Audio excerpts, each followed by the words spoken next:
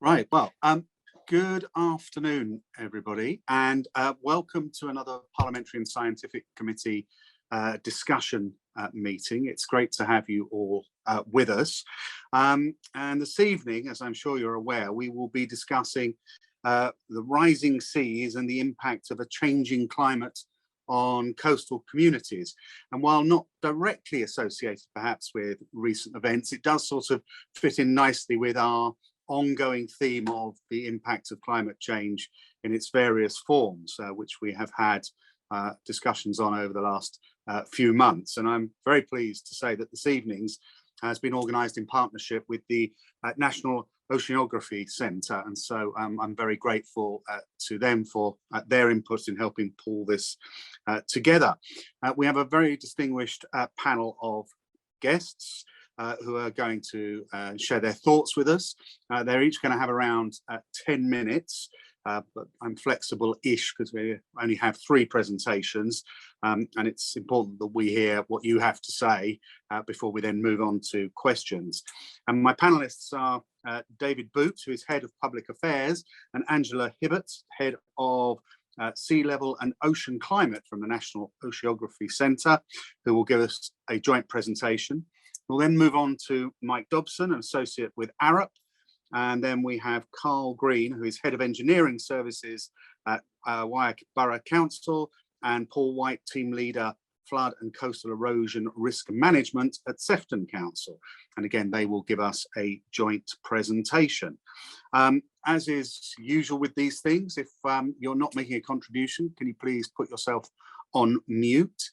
If you have a question that you would like to ask, rather than using hands or the, now I'm going to refer to Lee here. Lee, do we prefer the Q&A or the chat function in Zoom? Sorry, Stephen. Yeah, we prefer the Q&A, please. Please, yeah. So every time. Every time. So rather than raise a hand or use the chat, that won't be as closely monitored as the Q&A. And what will happen is when we get to the Q&A, we will corral the questions, we'll come up with an order, and then you'll be invited to ask your question in person, well, virtually in person, but you'll get the opportunity to be unmuted and speak directly. So I don't think there is any more housekeeping, in which case I'm going to invite our first 2 panelists, David Boots and Angela Hibbert, to make their presentation to you. Over to you 2. Many thanks, Chair. Just to say, some of you may have been expecting our Chief Executive, Ed Hill. Unfortunately, he is unwell, so I have stepped in to partner Angela Hibbert for this part of the presentation. Just to give you a bit of background to the National Oceanography Centre, if we can have the next slide, please. We are an independent research organisation. We do research into the deep ocean to the coast, so we're quite unusual that we do research covering that breadth of the ocean. Since 2019, we've been an independent organisation. Previously, we were part of the Natural Environment Research Council. And our mission is to make sense of changing seas. So we do research into the ocean, and we provide a lot of investment and research into science and technology that relates to the ocean. So one of our key focuses, for example, is marine autonomy, and that has been a key area of interest for NOC in recent years. We're one of 6 major oceanographic institutions in the world. We're based in Southampton, but also in Liverpool as well. The organisation dates back to about 1949 in its current form, although, as I say, since 2019, we've become an independent organisation.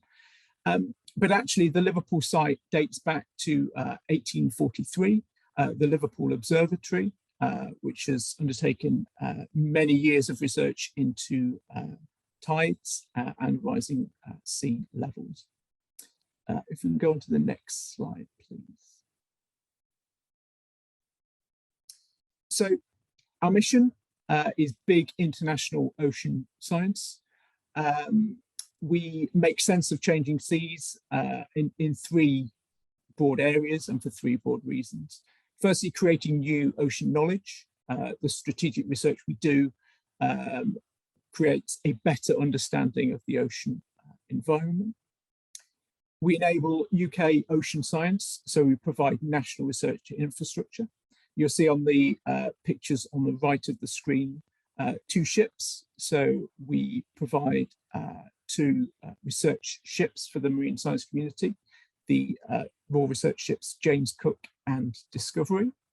And as well as research from National Oceanography Centre, we make this available to the wider marine science community as well. You'll see a number of auto subs and other bits of kit in the photo at the bottom. Our most famous bit of kit, of course, is Boaty McBoatface, which is an auto sub currently under the Thwaites Glacier in Antarctica, and we're hoping will come back to us in one piece. The third area is knowledge to solutions. So through engagement with government, with Parliament, with the business community, particularly through our Marine Robotics Innovation Centre, we hope to impart our knowledge and help support those working in the ocean environment. And what I would say is that I'm very happy to provide additional briefings to members or to organise visits to our centre, particularly in Southampton as well. And my email is at the end of these slides. If we can move on to the next one, please. So what we wanted to do for this session is choose obviously a topic of interest. So rising seas is something that we thought would be of interest to the wider committee, also MPs with a constituency interest in this issue. So my colleague, Dr. Angela Hibbert, will talk in a moment on sea level hazards and talk a bit about the data around rising sea levels. Then we'll move on to Mike Dobson, who will look at the decision making around sea level rise, so what is done with that data. And then finally, we'll hear from Cole Green and Paul Visser on evidence-based action in managing the coast. What we wanted to do in this session is talk about the information that NOC provides, but also how that translates into practical actions on the ground. So now I will pass to my colleague, Angela Hibbert.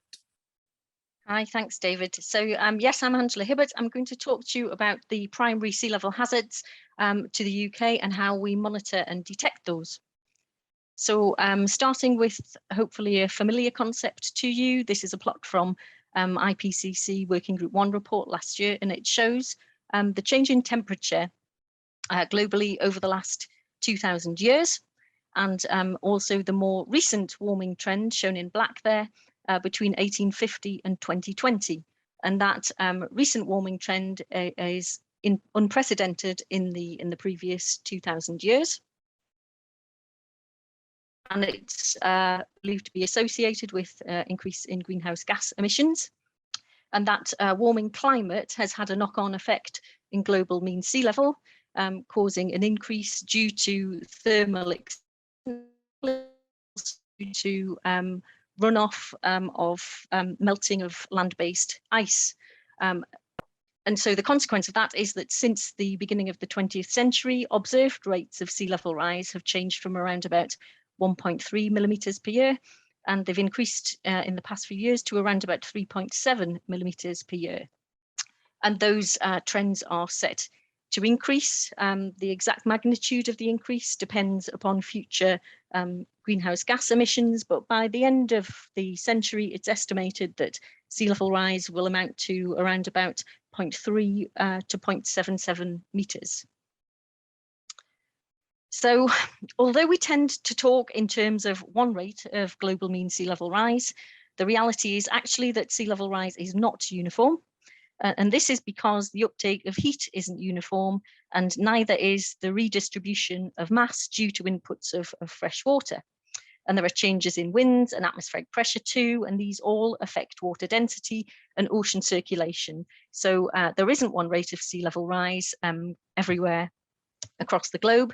And this map from satellite altimetry between 1993 and 2019 demonstrates that. So areas shown in red have a higher rate of sea level rise than the global mean, and areas in blue have a lower rate of sea level rise than the global mean. So if we look at the average rate of sea level rise in the UK itself, it's broadly similar to the rate of global mean sea level rise, with lower rates during the early 20th century and a more recent acceleration. But UK rates of sea level rise are also not uniform. And if you take differences between pairs of tide gauge records, it's clear that long-term trends are very different. So on the panel on the left, we've taken the difference between the Newlyn tide gauge record and the tide gauge records at Aberdeen, North Shields, Sheerness and Liverpool. And the trends in red that emerge are very different. So for example, sea level at Newlyn appears to be rising faster than at Aberdeen. And this is because there are different rates of land motion, and Scotland is rising because of following the last deglaciation, and southeast England is sinking, and that's reflected in the map on the right there, which shows rates of vertical land motion. So even though we have those local changes, on average, sea level has risen by around about 16.5 centimetres since 1901. But the difficulty for people like myself is how we convey the impact of those changes. We're talking millimetre scale rates of change. How do we convey the impact of that to policymakers and the public? Because those levels of change can seem insignificant to people.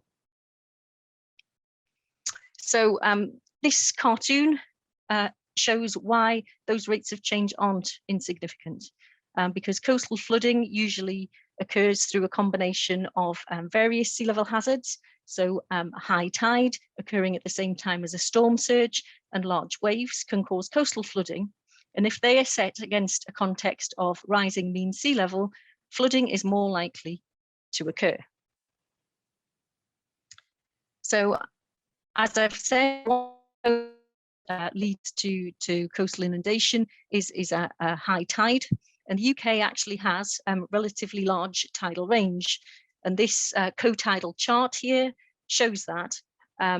So the coloured areas reflect tidal range, and the white lines connect areas that have a high tide at the same time.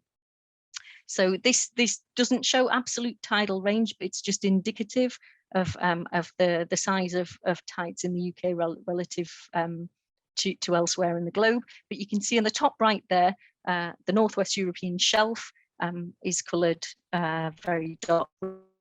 We have tidal ranges in that area. So not only does the UK experience large tidal ranges, there is evidence to suggest that with sea level rise, tidal range could itself be changed because the increase in water depth due to sea level rise could enhance or reduce tidal resonance. And so these two plots are from a modelling study that indicated the potential for tidal range if sea level rises by between 0.1 metre and 0.3 metres by 2050. So the plot on the left shows present UK tidal range, and the plot on the right shows the potential difference. And the areas in red denote where tidal range is set to increase. So not only do we have rising sea levels, we also have large tidal ranges and tidal ranges that could potentially themselves increase. The one that's very pertinent and very newsworthy at the minute is storm surges, and these do coincide with large tides to cause significant coastal inundation. One historic notable event occurred at the end of January, beginning of February 1953, when a low pressure system entered the North Sea and there were strong northerly winds, and it forced the water to pile up on the east coast, resulting in storm surges that exceeded 2 metres. And because that coincided with a high tide, there was devastating flooding. It was estimated to be a 1 in 300 year event. And because there was no early warning system in place at the time, there were 307 deaths on the East Coast. There were 300 deaths at sea and another 1,800 in the Netherlands. So as a consequence of that, the UK coastal forecasting system was devised, and that is represented in this schematic here. So it consists of a suite of models that are atmospheric models, which are used to force wave models and surge models. And those are used in an ensemble arrangement so that they look at the most likely trajectory of weather systems and then look at the likely arrival times and magnitude of storm surges at the UK coast. So the outputs from those models go to the Flood Forecasting Centre, which is jointly hosted by the Met Office and the Environment Agency. And they also go to regional forecasters who use the outputs in overtopping models to decide whether they need to invoke an emergency response. And all of those agencies use observations in near real time from the 40 plus or so tide gauges from the UK tide gauge network to validate the model projections. And so because of that system, in 2013, when there was another large storm surge in the North Sea, the UK was better prepared, and there were fewer deaths. And so on that occasion, the southern part of the North Sea was not so badly affected as in 1953, but the Humber region was particularly badly affected. And Mike Dobson will be talking a little bit more about the Humber region and flooding there shortly. So this particular event, though, was that the comment that the Environment Agency made at the time, which was that it was the most serious coastal tidal surge for over 60 years. And if you remember, I said that the 1953 event was supposed to be a 1 in 300 year event, and yet here we are with 2 storm surges of similar magnitude in 60 years. And this demonstrates how one particular flood event can become more frequent against a context of rising sea levels. Angela, I'm sorry to interrupt you. Can you sort of just sort of bring the remarks to sort of a close, please? Yes, of course. Yeah. So one final sea level hazard that I was going to mention, which might surprise you in relation to the UK, is tsunamis. So these are generated by earthquakes, landslides, volcanic eruptions. Although the UK is a low risk of tsunami, it doesn't have zero risk. So, for example, in 1755, there was a Lisbon earthquake, and that did reach southwest England and attained heights of around about 1 metre. There was a major landslide generated 8,000 years ago by a submarine landslide off the coast of Norway. And the tsunami risk was last assessed by DEFRA in around about 2005, 2006. And they suspected that the most likely event would be similar to the Lisbon earthquake and would reach similar heights and would occur, it would reach the UK in around about 6 hours. Fortunately for earthquake generated tsunamis, we do participate in a warning system for the Northeastern Atlantic and Mediterranean. But the one thing to emphasize is that just how far these tsunami signals travel. There was a Tonga tsunami in January, and that was actually picked up by the Newland tide gauge a day or so later, and it had amplitudes of around about 20 centimeters, so it was significant. One final thing to mention is that although we have a warning system for earthquake-generated tsunamis, there isn't a warning system currently in place for tsunamis that are generated by things like landslides, volcanic collapses, etc. So when there was a Cumbre Vieja eruption, it caused some concern last year. There was a concern that it could collapse all in one go and induce a mega tsunami. The science now suggests that such a one-stage collapse is unlikely. It would be a multi-stage collapse, but the mega tsunami scenario can't be ruled out. And because of that, the Northeastern Atlantic and Mediterranean tsunami warning system is now aiming to implement detection systems for these types of events. And that is all from me. Thank you very much. Brilliant, Angela and David. Thank you very much indeed for setting the scene for us. I was particularly taken with those shots of the storm surge in 1953. My bit of the country is out on the Thames estuary, where an oil refinery was overwhelmed with the surges, and of course the response to that was a sea wall, which has held fast ever since. But it's whether it will be able to cope with the sort of levels you're talking about rising in the future.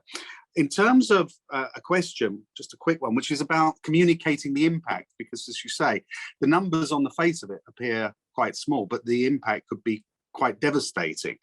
Do you get the sense that people are beginning, I mean, by people, the general public now understand far greater what the risk is of a relatively small rise in sea levels? So I don't actually think we get the point across. I think it's something that we really need to work on.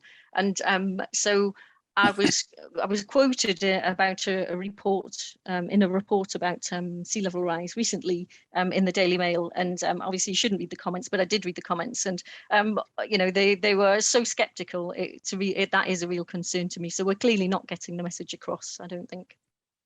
Okay, thank you. So we need to think on how we can do that better. But anyway, thank you very much, both of you, for excellent presentation. We'll now move on to our second presentation, which is Mike Dobson, who is an associate with Arup. Mike, if we could have 10 minutes or so from you. Absolutely, thank you, Stephen. Can I just check that this is all presenting okay? Yes, we can see that.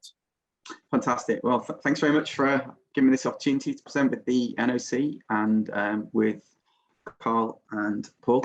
So I'm going to talk to you about how we take all the amazing science that Angela and her scientific community have brought to us, how we can try and take it through the decision-making process and give decision makers like Carl and Paul the right tools to make the right decisions and some of the problems.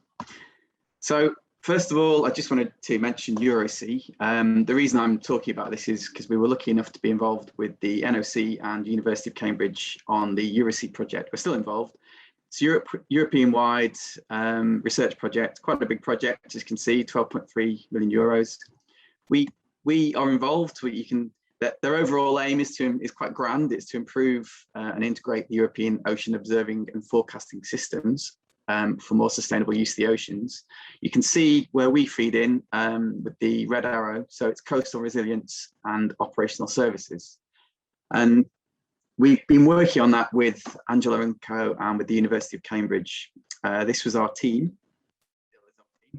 So you can see it, Arup, University of Cambridge, and our data science consultant.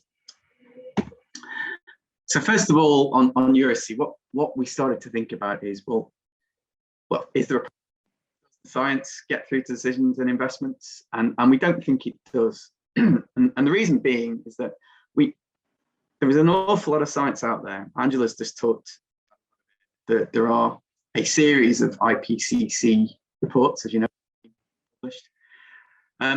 That climate science has to get through what I've called a process called risk assessment. And by that, I mean the process of modeling to get those sea levels onto land, to work out where floods, to do some economic calculations, to inform our cost-benefit analysis, and ultimately make some informed decisions. And really, the ideal situation would be to bring all that climate science through to a complex risk assessment, so complex, but it's just not possible. The calculations are just too big. So currently, what we tend to do is simplify the first bit. And we'll just take one projection through the climate science, run some really complex risk assessment, and we'll make decisions, and we'll do sensitivity testing of the climate science at either end. But is that really accounting for all that uncertainty? We're not convinced it is. So what we've proposed to do is try and simplify the bit in the middle and see if we can actually unblock the middle bit and get a bit more of the science through to the end. So we've got complex at the start, simplified in the middle, and hopefully that gives a better account for uncertainty with decision makers. So to unpack that middle bit, the risk assessment, what is it and what are we trying to actually simplify a little? we're talking about firstly modelling the flooding. It's not just sea level rise. You heard from Angela the cartoon image. We've got the sea level, which is almost the base out at the sea, but then we've got to work out, we've got to build onto that some extremes, some storm surges, some wave conditions. We've then got to work out how that gets over the coast and do some complex overtopping calculations. And then we've got to work out where that goes in a city or a town where we've actually got some assets or some houses or people at risk. It all adds up to be an awful lot of complexity. So we had a look at this with the University of Cambridge, and if you wanted to build in the full range of sea level rise projections and you wanted to look to the end of the century, you wanted to look at a range of storm surge, the return periods Angela mentioned, return periods, so 7 return periods, which isn't unusual when we look at flood risk management, and waves, we'd end up with 21,350 model runs. And believe me, that's a lot of model runs. And you'd basically have a distribution in every grid square there, which represents a pretty crude model in the city of Hull. You'd end up with any number of ways and depths for a particular condition. So actually it starts to question the idea of a return period, because it could happen in many different ways. And then on the risk assessment, we want to add some economic impacts, because ultimately we're probably going to want to make some cost benefit decisions.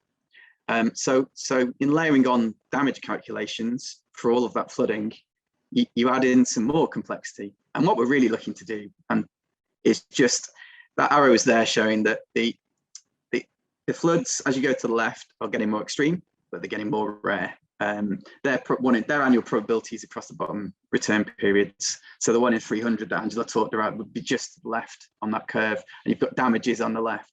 You're talking about spending more to reduce the frequency and protect against some of those floods, but you can't eliminate them. And I'm afraid I'm using a casino wheel there to show that we are really playing with probability here, because something that sounds quite extreme actually can happen quite frequently, even without sea level rise. So over a 20-year period, there's actually a 1 in 4 chance or so of a 1 in 75 annual probability occurring. And that could be quite an extreme event. And the thing is that as sea level rise, those probabilities will change. So that 1 in 200 will kind of move, that big bar will move further to the right and become more frequent. So today's extremes are tomorrow's regular events.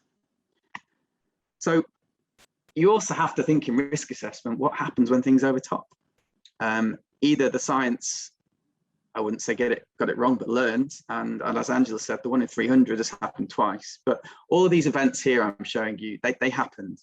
They all had protection. It's probably thought to be pretty adequate, and they've done some cost benefit analysis to set that standard. I'd say the majority of people didn't really appreciate the true consequences that would happen. And I just, the last bullet is just telling you, science changes quite fast really, but does the investment keep up? Can it react? So really the question is, how do we keep making informed decisions knowing that things are changing? So we got the opportunity on Euroc to work in a case study location, Hull, on the East Coast, the Humber Estuary, and thanks to the Environment Agency there for providing us access to data to do this. And we had a look at this with the University of Cambridge and the NOC, and we wanted to say, well, I've been working in flood risk management for over 20 years, trying to help make good decisions. It's often pretty static. It's often lots of modelling, lots of economics presented in a fairly static report and some conclusions at the end. We wanted to see what was possible, and bring it to life. And the University of Cambridge managed to do all that modelling, the 21,000, producing 10 million data points in 2 hours. It was incredible. Less resolution, but probably enough to make this kind of give early insight. We split it into 1,000 reporting cells, overlaid all that modelling onto 100,000 properties in Hull, added economic damages. And then we said, well, can we bring this to life? Can we make it fast? We don't want it to be static. Quite a challenge, but that's where our data scientists came in. And hopefully if my video plays, this is just an illustration of what we produced as a prototype running. So it's not static. The idea is, this is me operating it. You can actually, a decision maker could workshop this. They could delve into the data, into the results, select, you can see I'm selecting 2 comparative sea level rise scenarios from the IPCC, one extreme on the right. I've gone up to 2100 into the future and I've checked where I am on the trajectory. You'll see the damages appear. There's a lot more information in this to delve deeper. I think the point here is that this is the first step before you delve into the detail, we'd like to think. And this will hopefully let you explore some of those more extremes, see what could happen. And maybe, as I say on my closing slide, you know, if we start to visualize and compare future impacts, we can learn where we want to focus the detail. Where's the most concern? When we look at that, do we find a cliff edge? What sort of timeline is there to actually prepare for that and adapt? Can we identify that now? And will we do things a little bit differently in our studies and our appraisals? And I'll probably leave it there. There's some links there. So the first one, I think these slides are going to go around, so you'll be able to click on those. And I'll probably close, and hopefully it will lead on quite nicely to Carl and Paul. Thank you very much indeed, Mike. I don't think any of us would underestimate the complexity of trying to calculate where things may or may not happen. I mean, you said right at the start that the calculations were too big. Is that a computing issue, or just that the sheer scale, you would never be able to calculate every probability? I think it's a bit of both, to be honest, Stephen. I think really what we meant is traditionally it would be ruled out because of computing. I think computing has moved on. I think even with computing moving on, doing absolutely everything is still too much, and you'd question whether you need to. And it's really finding a balance so that we can bring more of the science through before we go too detailed. And then recognizing that it's always a finite resource in terms of potential mitigation, does the model help target where a limited resource should be used, and does it help model what would work to actually mitigate against impact? I think it can guide you. I don't want to sit here and tell you this is a silver bullet that solves everything. I think it's more that, you know, decision makers like people on this call, like yourself, you have to make decisions on what you're given, but you probably don't have as much insight as you'd like. And it's trying to bring a bit more, work the science through some sort of process a bit more and bring that to your fingertips almost, so that you can spot something, you know, you can see where something could be a bit concerning. Excellent. Okay. Thank you very much indeed. Very interesting presentation. So we will now move on to our final presentation. If I can remind you to use the Q&A function if you want to submit a question or a comment. We are going to now go on to Carl Green and Paul. I think I introduced you as Paul White, and actually I think you're Paul Weiser, is it? Weiser? Wisser. Wisser. Thank you. I apologise for that. Okay. But anyway, if I could now pass over to the pair of you for 10 minutes or so, please. Okay, thanks very much, Stephen.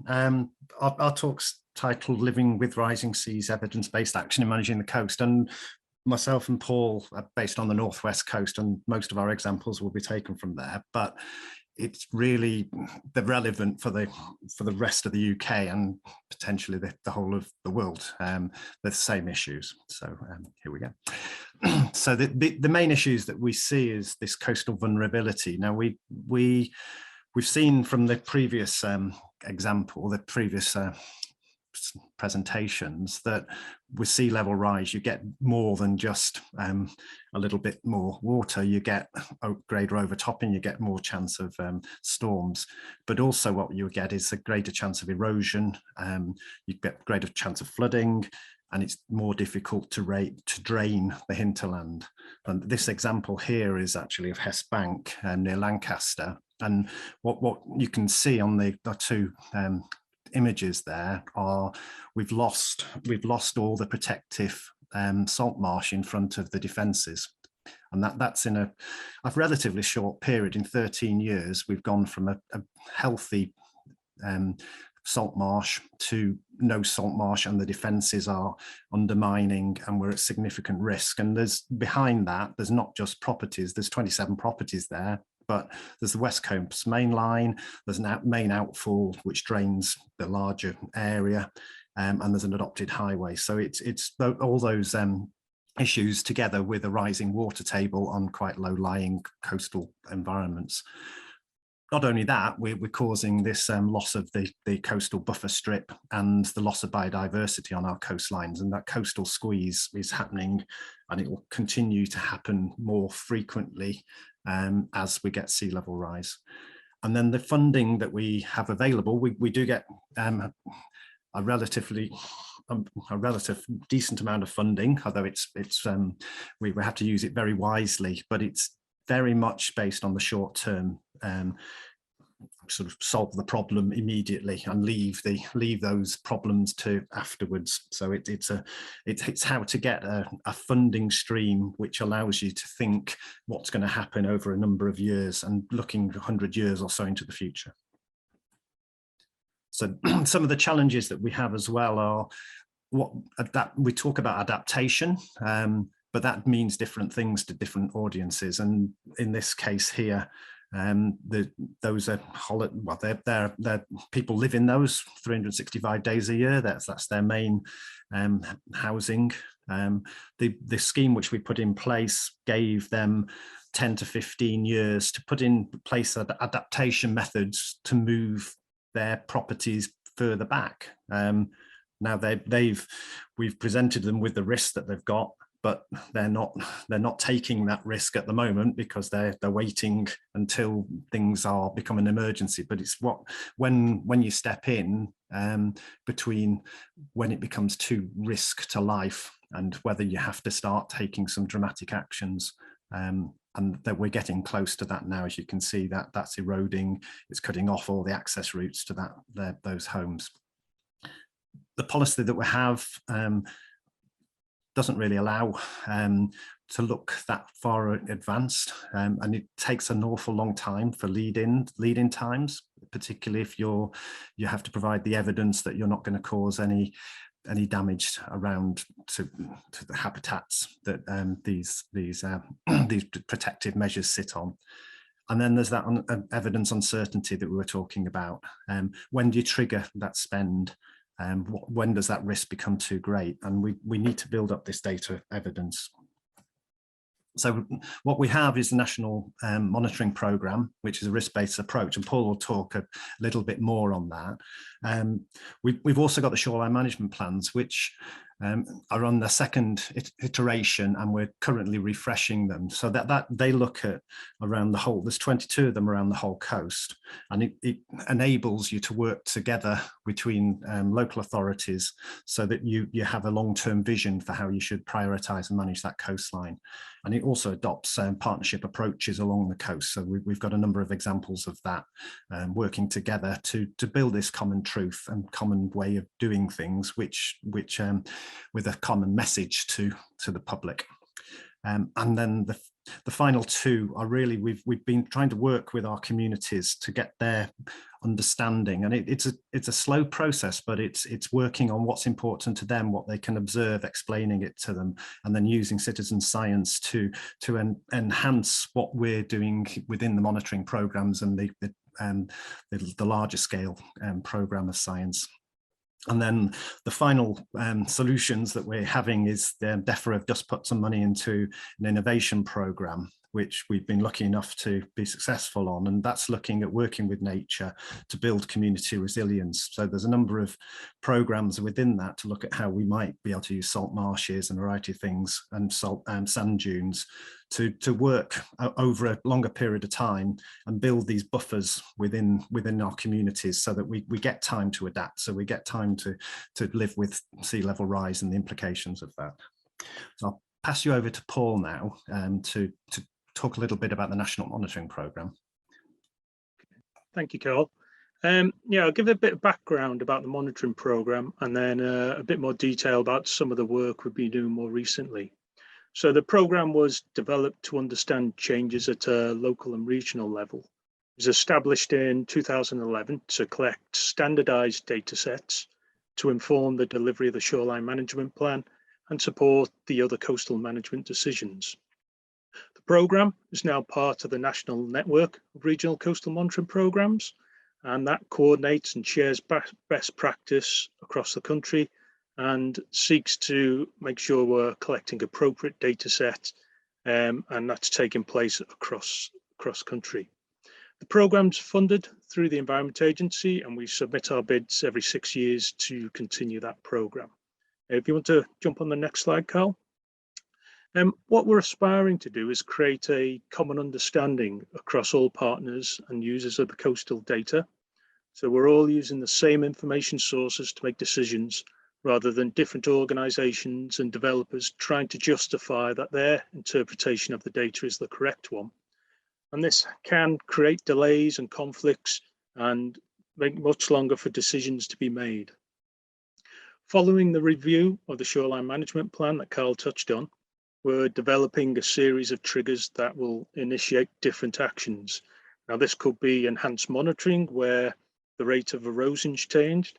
It could be emergency work where a defence or properties are at imminent risk, or the initiation of a larger scheme in development. And it can also trigger a review of the policy if that no longer appears to be viable. Now, the programme itself collects data sets on coastal processes and coastline response. So it's more the physical characteristics of coastal change. But we are aware that this is only part of the overall evidence base that's needed to make decisions on the coast. Now, as Carl mentioned, our data collection is based on risk to the surrounding communities. So the higher the risk from flooding or erosion, the more data collection that takes place. But this level of risk can change as the coastline evolves over time and in response to climate change, as we've already heard this evening. And as such, the monitoring programme needs to change to reflect this. We are always looking to optimise the monitoring to ensure we are collecting appropriate data to provide a robust evidence base and continue to review the delivery against new and emerging technologies. We have invested in technology developed by the National Oceanography Centre, using radars to provide 24/7 data collection of a number of derived data sets such as bathymetry, intertidal topography, surface currents, and some of the wave parameters. And currently there isn't any other method to achieve this in a cost-effective manner. I don't know if you've lost the slides there, Carl.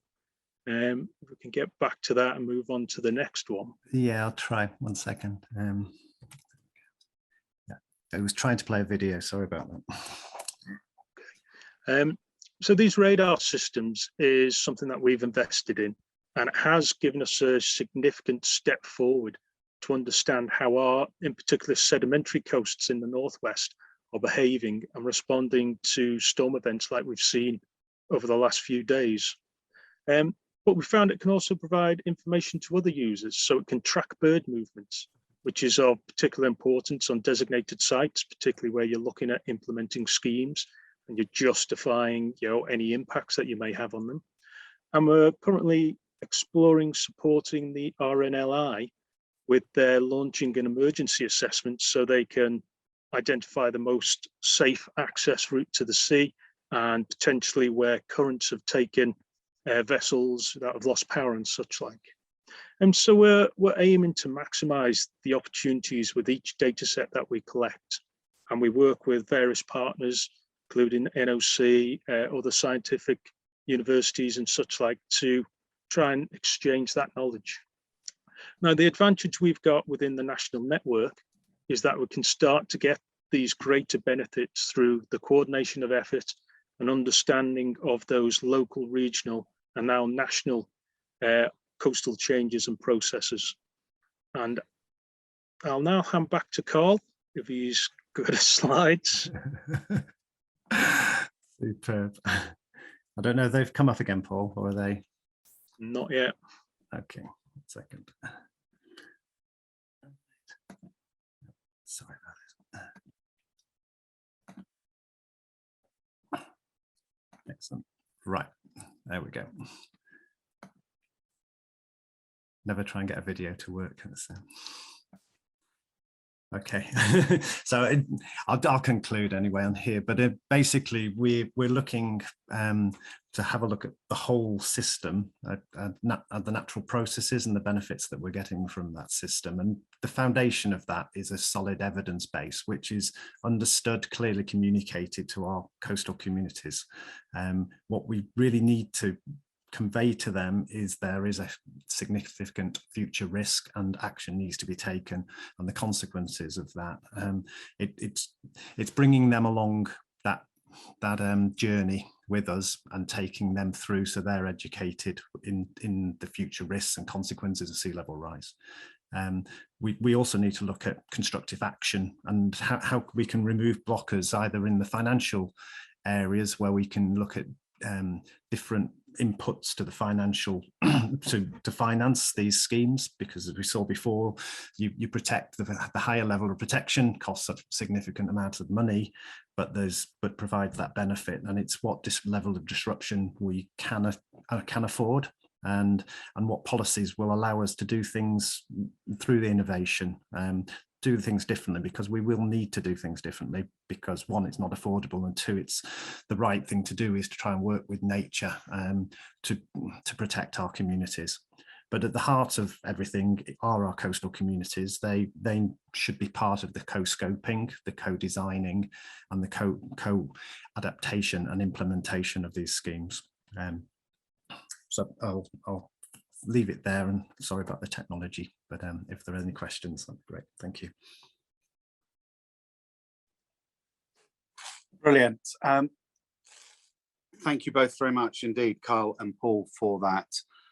It's obvious you have got a challenge on your hands, but you're obviously working to meet that challenge. You talked again towards the end there about communication and getting people to understand the potential level of risk.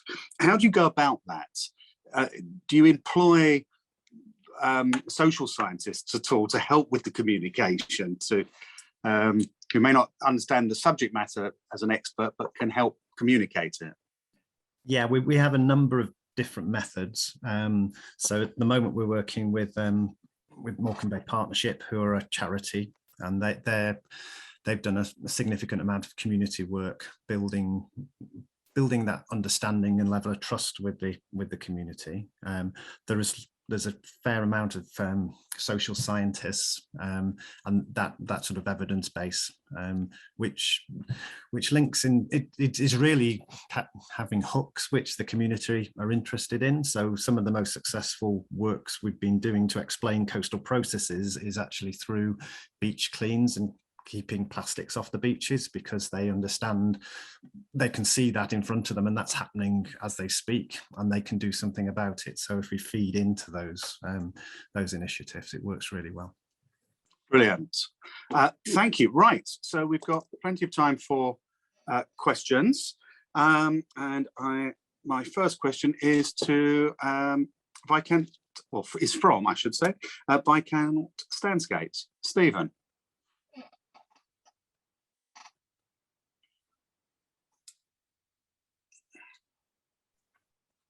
Stephen, are you there?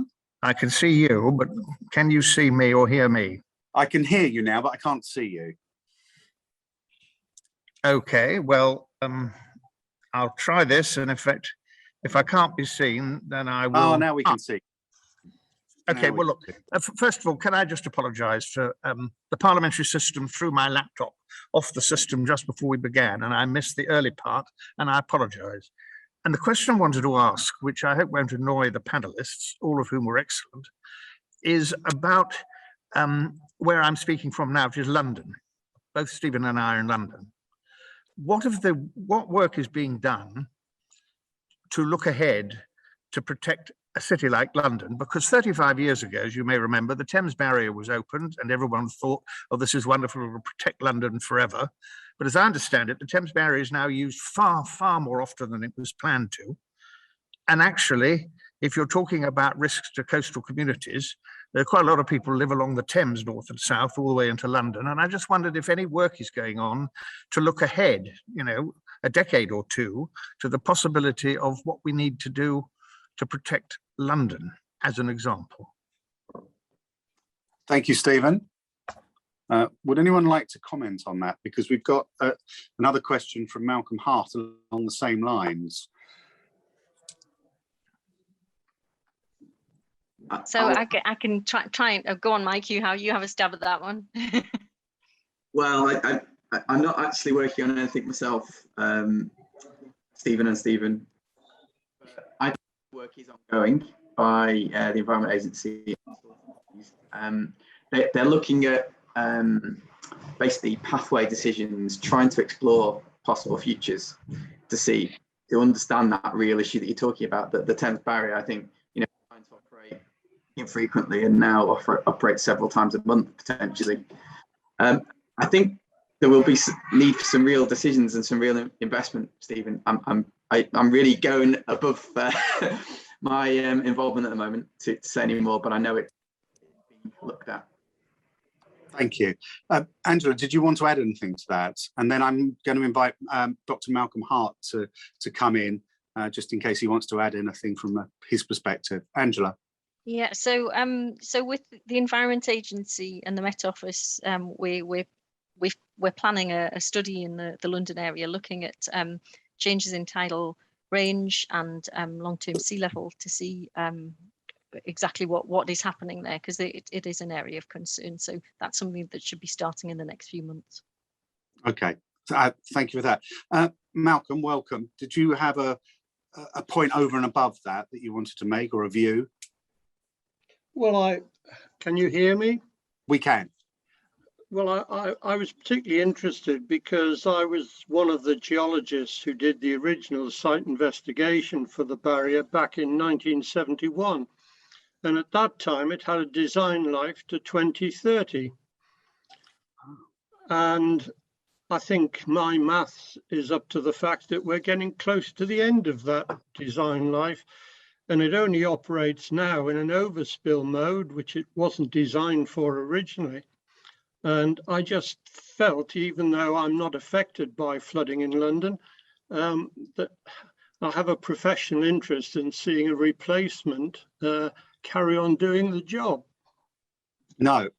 So when you were working on that back in the very early 70s and thinking 50 years ahead, are we able, you may not be able to answer this, Malcolm, perhaps one of our panelists can though, are we able to think 50 years ahead from now towards 2030, therefore perhaps to 2070 to 2080 about what we might be dealing with? Or does the numbers get so extreme there that there is no barrier that's going to be able to cope at that point on the Thames? Well, that's for others to say, because although I was one of the people who selected the site, I wasn't an engineer that designed it. But we were fully embroiled in the Waverley report and the Bondi report, so that we knew what we were designing things for. But obviously, how big a feature you put in very much controls the price of what you're prepared to pay for it. And in the end, it was a large amount of money compared to the design level. And of course, this depends, how you deal with it in the future, depends on your predictions of sea level change. And in the case of Southeast England, the subsidence, which we know is happening. Indeed. Thank you for that, Malcolm. I don't know if any of the panelists want to comment about how far into the future one can predict. I think what the Environment Agency are doing with Thames 2100 is an adaptive plan. So it's that whole the whole process of we've got some uncertainty, so we'll make decisions based on what the best evidence is showing. So I think that's what they're doing for the Thames barrier, and currently they're saying it'll last until 2070 and protect London to the standards required, but that may have to be brought forward depending on what happens. Okay, thank you for that. Right, let's go on to our next questioner, which is Dr. Robert Larter. Robert, from the British Antarctic Survey, I believe. Yes, can you hear me? Yes, we can. Okay, yeah, so I've typed a few things in the Q&A. I mean, the first one, I'm not sure, Angela, hello, Angela, by the way, not quite sure exactly what you said, but there's a paper, first of all, is Spencer. I think he was one of Mike's team, actually, I saw later at Cambridge. An assessment of the 2013 storm surge that suggests the peak water levels were actually higher than in 1953. But yeah, presumably we didn't have the kind of scale of devastation because of things that were done after the 1953 event. Yeah, you're correct. So I think so it actually, I think I've quoted the Spencer in the on the slide. So there we go. So you're right. So in around the Humber estuary, you can see there that table and the top left there, the heights that were attained around Immingham and Kings Lynn they did exceed the 1953 level, and they were slightly lower on the most southerly end of the North Sea around Harwich and Southend. Yes, you're absolutely right. Yeah, so we've had to, I think somebody else said this as well, we've had 2 once in 300-year events and 60 years apart. Basically, yes. Sorry, Stephen. I was just confirming that was the case. Did you have another quick question, Robert? Yeah, I mean, I was very impressed by Mike's sort of damage assessments tool, and he was dialing in different SSP scenarios, which are for global mean sea level change. Presumably in the background, there's already built into that for Hull, the local land elevation uplift subsidence and the local projections of tidal range that Angela talked about. That's right, Robert. So what we did was case study. So we took the coastal boundary conditions for the Humber for Hull and applied those. So yeah, to expand it to other locations, you are absolutely right. Of course, that you need to make sure that it's the local levels that you're using, not just the global. Brilliant. Thank you very much indeed. Right, to our next questioner, which is John Skelton. John.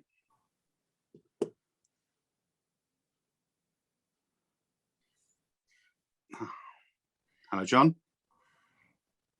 I think you're still muted.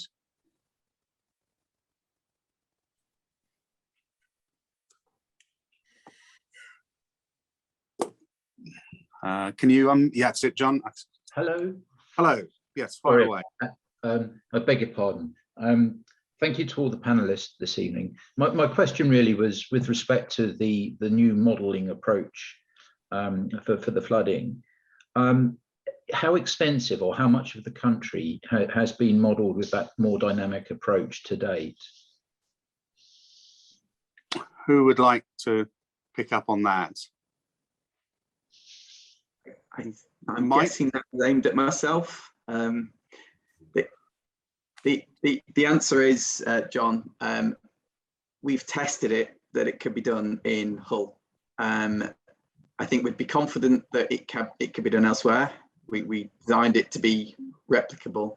The question really becomes, is there an appetite to do this? And it's, as I talked to Stephen about before, it's the balance of how much accuracy do you want versus speed and scenarios, if you like.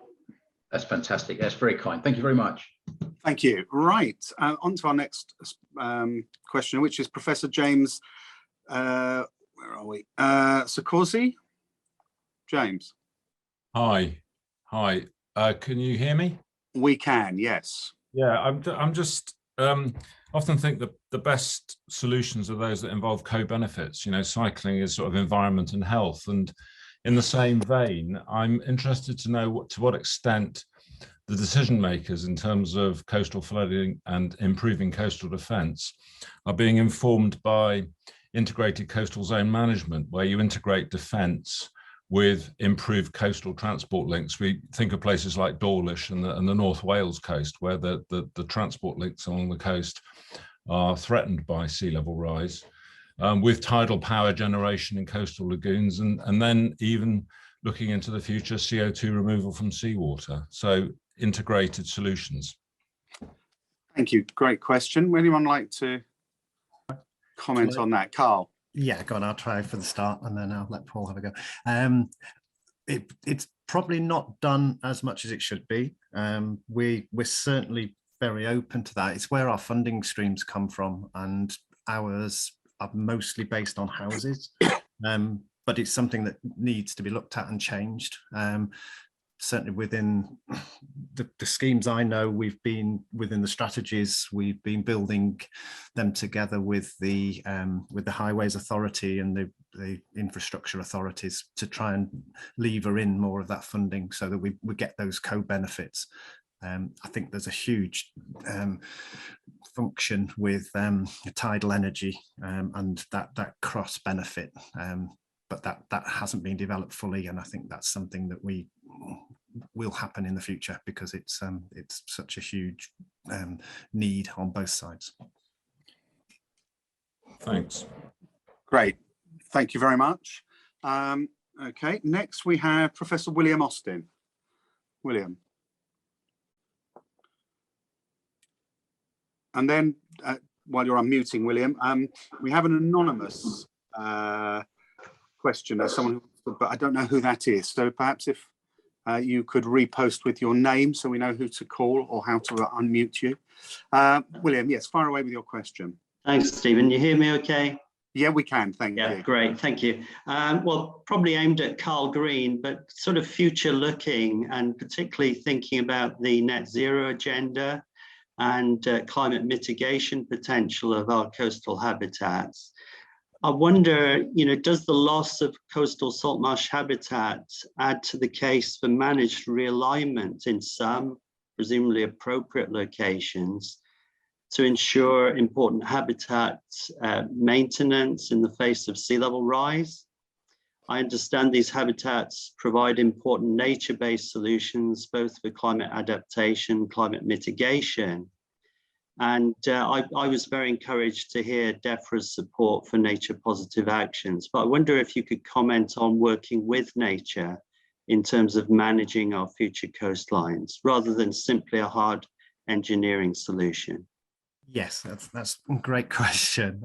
In terms of our innovation scheme, which is it's called the EcoCOBS, which is it's environmental coastal community-owned buffer strips. So it is all around working with nature, and some of that is trying to encourage the accretion of salt marshes. Other bits are looking at how you can create take out sea defences and move them back, so manage realignment. And we've had some real success around the coast with managed realignment, particularly around the whole region, the south coast, and on our part with Hesketh Out marshes. And those basically what we're looking at a regional habitat management plan. And the idea of that is to try and bank the losses that we're seeing on the coast because of sea level rise and coastal squeeze. So it's a really important part of it, and that's why I'm so pleased that DEFRA are putting some money into it to look at innovation and how we might be able to recreate those salt marshes and the losses, because they're also good for capturing carbon and biodiversity within the areas. Excellent, thank you. I don't know if anyone else wanted to comment. No obligation to.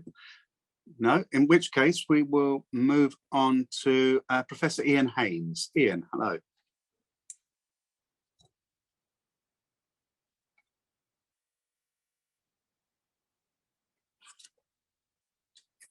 That's it. Ian, hello.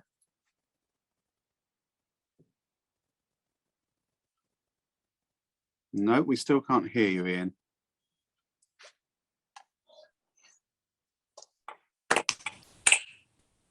Is it working now? It is, yes. Right, good. My screen's going all over the place. It's interesting because right now I'm at the high point of Hunstanton, where for the third time in 2 weeks, they've had to pull the floodgates out to prevent flooding because of the storms. but being brought up in South Wales, and actually born in South Wales as well, I just wonder about whether there's a risk of coastal flooding and erosion if the Severn barrage was ever to be built.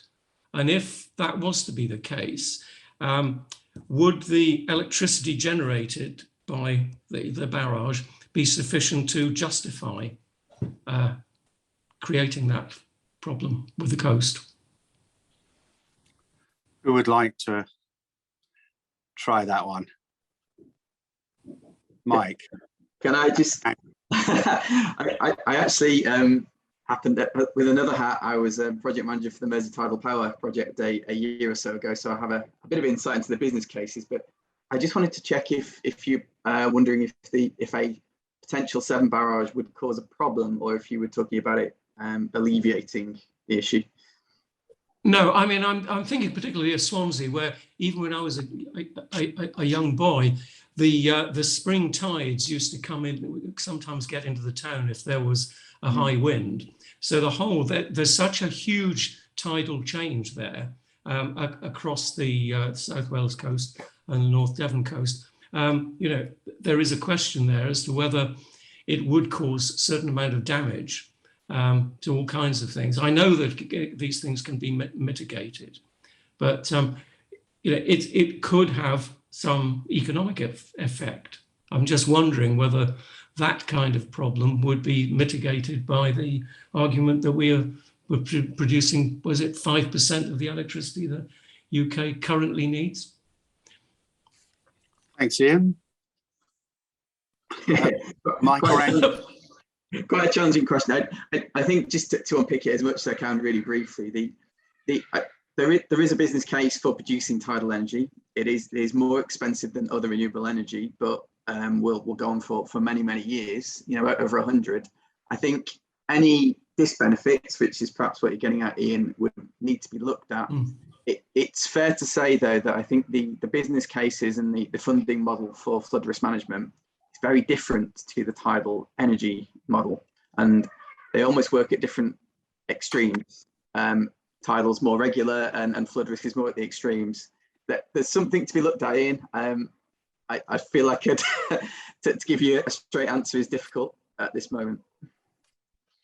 Well, there's a 75-page document about it, which I have looked at, and it doesn't come up with many conclusions, really. Anyway, thanks for trying. Thanks, Ian. Angela, I didn't know if you wanted to add anything to that. No, that's fine. Can I just chip in with something, Chair, please? Yes, please. I had seen a report which suggested if the barrage on the Severn was built, it actually affect the tidal regime in the Merseyside area on the northwest coast. It actually displaces that amount of water. The tide on my area of the coast wouldn't go out as far. So assessing the impacts that would have is, it's almost impossible. It's such a scale of change. So it's a big question to be asking. Wow. Okay. That's yes. Thank you for that. Okay, we will move on to our next question, which is from Dr. William Duncan. William, could you join us? Fire away. Thank you. Can you hear me? We can. Yeah. My question was about the Thames barrier, but I think you have largely covered some of that. My concern is about the time interval it takes between being aware of a problem and actually doing something about it. And although you can tell from my accent that I'm not from London, I did work there, and indeed I will be back in London tomorrow, so I am interested in that. But also I worked for the Greater London Council in the mid-70s and was involved to some extent in that project. And not the engineering, but more in the financing of it. The issue, however, is it took a very long time to get through an awareness of a flooding in the East End of London in the 1950s. And so my question really is about how can we get that sense of urgency into the public debate to recognise that you're not going to be able to build the sort of infrastructure needed at very short notice. No, Who would like to comment? Carl? I think that was one part of the crux of one of my arguments, is that you need to build time in and allow that to adapt, because, and you're right, that the Thames barrier came out of the 53 floods and it wasn't built until the 80s. So that's a 30-year lead-in time. And we probably haven't got 30 years unless we start to do some sort of adaptive measures now.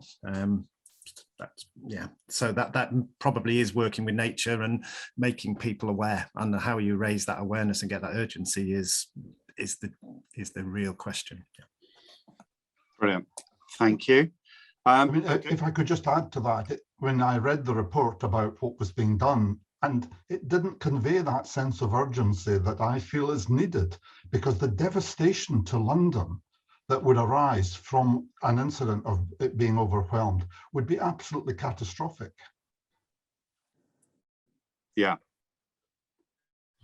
I think we all need to work on that urgency question. So thank you for that, William. Thank you. Next question is from Commodore Barry Brooks. Barry, hi. Good evening, Stephen. Thank you for that. Good.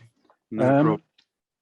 As a question linking several of the points that have come across this evening, and in particular, the point about several of the speakers get their funding from different sources, and these sources may or may not be working collaboratively. But in the problem that's just been described in the last question, isn't it time there was a single central body that could pull all the relevant parties together, funding together, and make the optimum decisions?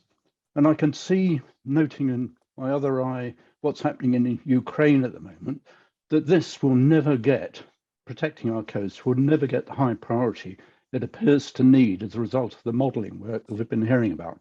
So how can the PNSC help tonight? Thanks for that, Barry. Angela, how can we help? Gosh, so I think part of the issue is that we need sustained observations, and so for instance, we get a lot of our evidence from the UK Taggage Network, and funding for that has decreased over the past 10 years, and so that's fallen into disrepair. And it's primarily used for operational warning purposes now for storm surges, which is fine. It fulfills its purpose for that. But if you're wanting to look at project long-term sea level rise and examine trends, millimeter scale trends, you really need highly accurate evidence. And so you do need centralized funding for that. I think currently the taggage funding is funneled through the Environment Agency, and it probably needs to be funneled through some central body that represents the interests of everyone, you know, whether that is scientists, policymakers, so that it can be maintained to accurate levels. And I would say that applies to any monitoring network. Great, thank you very much. The next question is from Professor David Patterson. David. Thank you very much. So I've been listening intently and noting that I think the last comment was spot on. It's a national problem, but the solutions are all local. Not everyone has a salt marsh. Not everyone has the mudflats. Sometimes the coastal defences are hard and there are different options needed. And I think drawing together some kind of organisation to look more nationally would be extremely helpful. And I've noted tonight that several different sources of funding like DEFRA were mentioned, but there's also the UKRI trying to bring NERC and ESRC together in the Sustainable Management of Marine Resources programme. But it's a very small programme, and this is a huge problem. And one of the other comments I put in is, if we think about this in the longer term, where's that money going to come from? Is there some way of recognising the value of these systems through things like perhaps blue carbon credits, etc., to help investors see benefit from helping to protect those systems. Sorry, that's quite a lot in a short time, but it's a critical area. Thank you. Thank you, David. Anyone care to comment on that? Can David? I just make a sort of broader point, I guess, on this one, which is you talk about the sort of different funding pots, David, and I guess there is a wider issue across government that the ocean and ocean issues are cutting across many government departments. So we mentioned NERC, we mentioned UKRI for funding research, which links to BAYS. We talk about DEFRA, we talk about the Environment Agency, but we also talk about Department of Transport when it comes to shipping and other issues, not to mention offshore wind and related issues there as well. So there are a number of government agencies and a number of government departments that work within the ocean space. And I think greater coordination, I think, would be a benefit.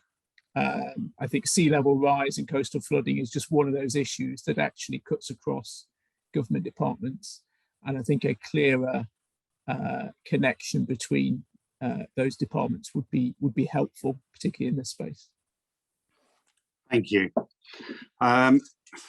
Right, now I have discovered who one of my anonymous questioners was, and that was Professor Masselink. Professor, welcome.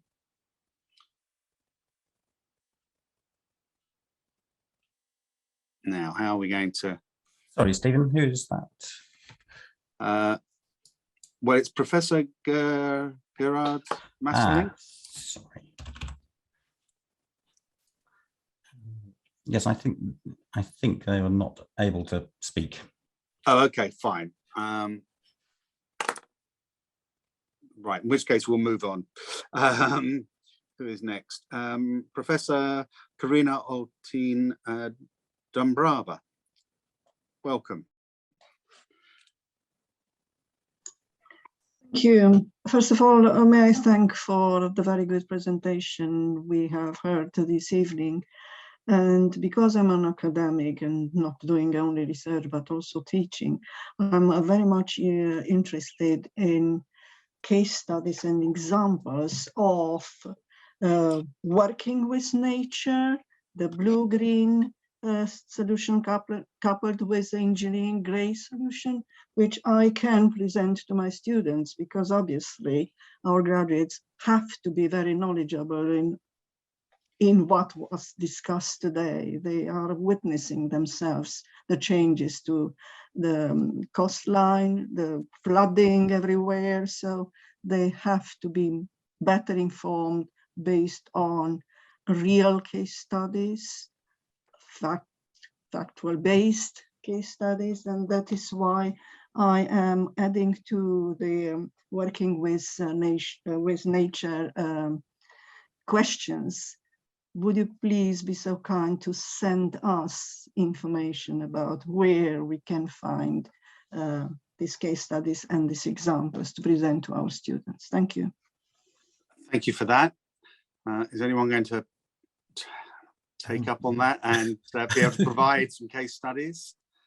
Yeah, I'd certainly send some through to you, Professor. If we've just done a study on salt marshes in particular, but also on dune systems and about them working with nature on that side of things. So we can send you that. If you can send me your details at some point, that'll be great. I was going to say, Karina, if you stick your email address in the chat, then everyone can see it and pick up if they think they've got something to share with you. So thank you for that. And then I will do it right now. Excellent, thank you. And then finally, final question goes to Chris Rapley.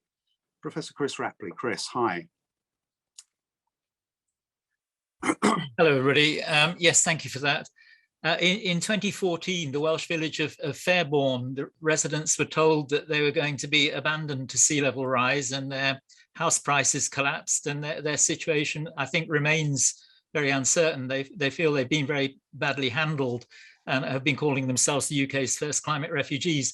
I was wondering if anybody who knows about planned government policy, is there going to be a scheme by which such displaced people are compensated, given that large sums of money will be spent on protecting large numbers of people. So those people that are abandoned, it would seem fair in some way to compensate them. So I just wondered if anybody could comment on that, please. Does anyone have knowledge of schemes in place to compensate for erosion? There's been a few Pathfinder schemes certainly on the Norfolk coast that looked at compensation. Most of the compensation was for coastal erosion, which was you basically got a grant to remove your property, not to relocate you. But there have been some for giving land so you can rebuild property with planning permission on greenbelt land. So there are things in place. Fairbourne did look at sort of a community ownership, so that as properties came up for rent, they bought them as a community sort of business with a fixed term life, and that sort of thing seems to make sense. I'm not sure how well that's working at Fairbourne at the moment, but it's no. So do these schemes tend to be local authority led rather than government led? Yeah, the Pathfinders were DEFRA funded, but then they were taken up by the local authorities. So okay. Thank you all very much indeed. I think we've exhausted our questions, and so it really just falls to me to say a huge thank you for a very interesting discussion this evening. I want to thank David, Angela, Mike, Carl and Paul for their excellent contributions and for answering so many questions. Can I also thank the National Oceanography Centre for their assistance in facilitating this evening's meeting and helping us put it together. So we are very grateful to you. Of course, to our audience and questioners for coming along and engaging with us. And of course, my Parliamentary and Scientific Committee team of Lee Jeffs, John Slater, Karen Smith, Ben Allen and Alfie Hoare, who will be writing up the report of the discussion for our website and possibly for inclusion in our quarterly best-selling magazine, Science in Parliament, which now goes to every member of the House of Commons and House of Lords. So yeah, again, thank you all very much for a really interesting and informative evening. Very good. And that's really it for tonight. Our next Parliamentary and Scientific Committee meeting will be on Monday, the 28th of March, when I hope many of you will be able to join us again. But until then, have a great month. And again, thanks. Hope you've enjoyed it as much as I have. Cheerio.